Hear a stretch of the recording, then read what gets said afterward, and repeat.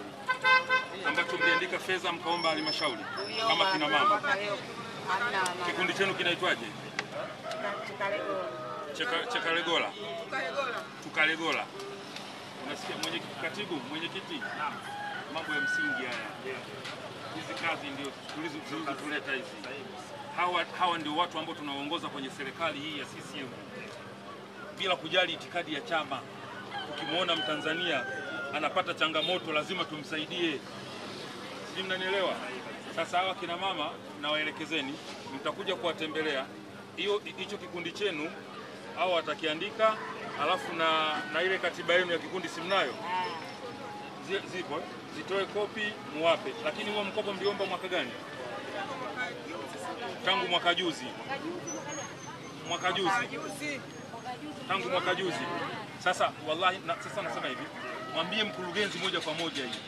Mwambie katibu wa vijana wa mkoa kaniagiza nikwambie wako kina mama wanahangaika, Watanzania wanyonge na maskini wanatafuta mkate wao kila siku katika hizo biashara. Wameshaomba mkopo huu mwaka ni watatu sasa, hawajapata fedha hawa kina mama. Waache urasimu, waache kuwanyanyasa watu. Sisi hapa Mheshimiwa Rais anaposema hivi, hizi fedha za halmashauri za 10% zianze kutoka, Mheshimiwa Rais ndio karuhusu zitoke. Mwenye nchi ndio karuhusu zitoke. Mama mwenye huruma. Mama anafanya jitihada ya kuonea huruma wa Tanzania, lakini kuna watu huku wanatuvuta shati ili malengo ya Mheshimiwa Rais yasiende kufanikiwa. Jambo hili hatuwezi tukalikubali.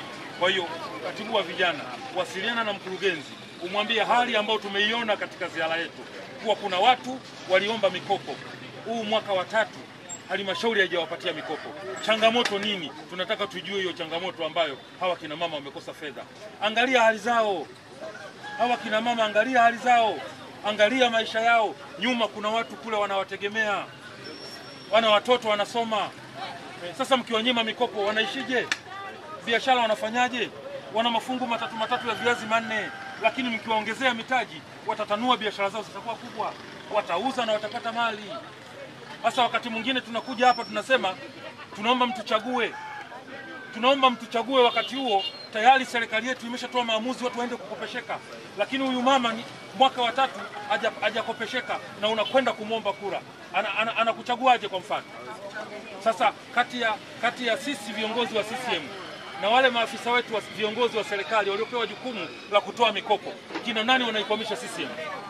Wao ndio wanaikwamisha CCM. Huu mwaka wa 3 watu kina mama wasipate mikopo yao kwa sababu gani? Sisi umoja wa vijana wa CCM hatuwezi kukubaliana na mambo ya hovyo kama haya. Naomba uwasiliane wewe na mkurugenzi.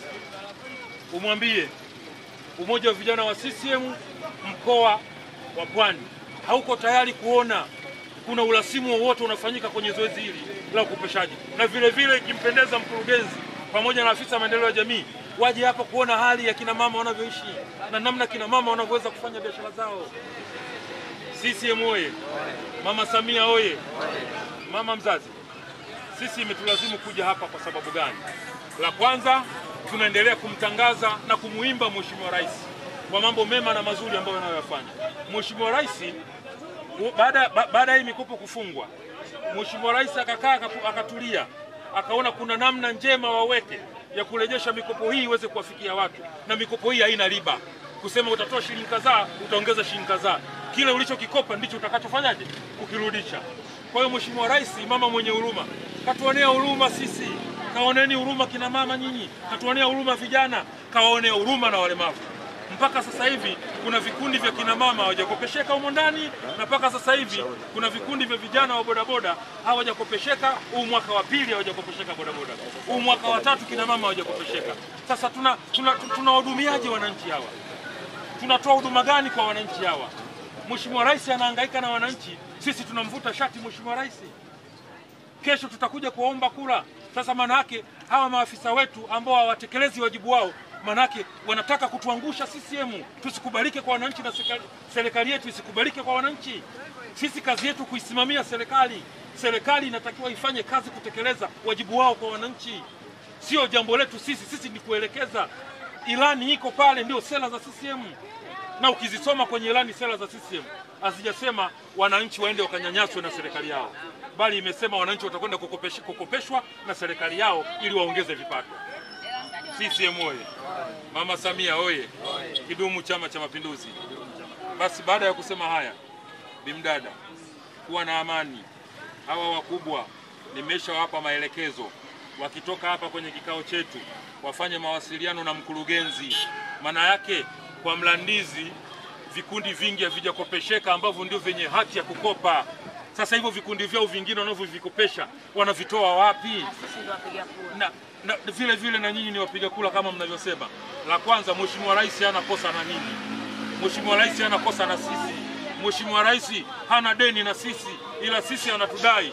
Kwa sababu gani? Kaisha ruhusu mikopo itoke, lakini kuna watu huku chini wasaidizi wanatukwamisha kwenye zoezi. Mimi nilidhani watu wa maendeleo ya jamii, nilidhani watu wa maendeleo ya jamii wangekuwa wamefika, ningewaulizeni kuwa wamefika hapa. Wamefika baba, na elimu wametupa. Kumbe hata kufika hawajafanya nini? Hawajafika. Hizo kazi zao wanazifanyia wapi? Sasa tuwezi tukakubali kwenye serikali ya CCM mama. Sisi ni vijana, tuna kesho nyingi kwenye CCM hii na nchi hii. Ili nchi iendelee kuwa salama, watu wake wafanye biashara, watu wake wakopesheke.